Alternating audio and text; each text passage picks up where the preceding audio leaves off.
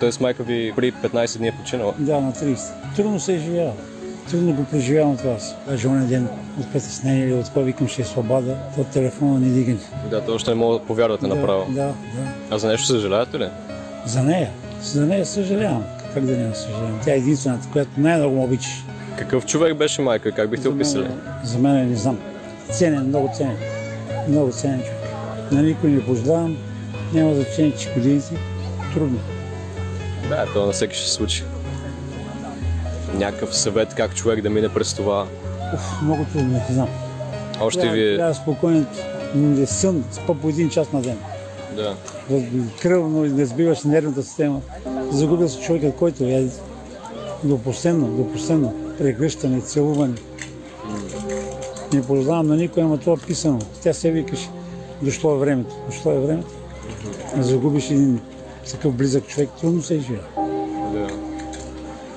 Сядаш с приятели на маса да пиеш нещо, това веднага ти да в главата.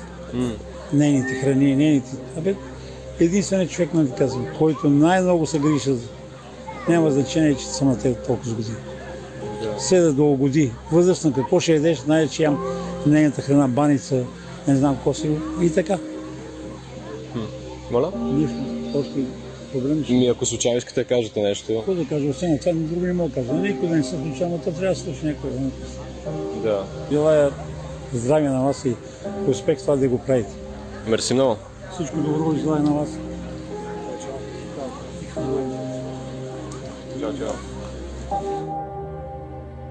Понякога забравям как хората, с които се разминавам по улиците, имат толкова дълбока история, нали? Колкото всички нас и реално, че всеки човек и всеки преминава през някакви неща и всеки живява собствения си живот някакси.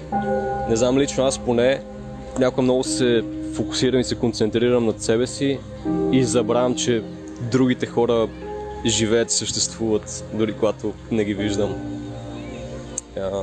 Да, и всеки си преминава през нещо. И много интересно така да слушаме подобни истории. Това е.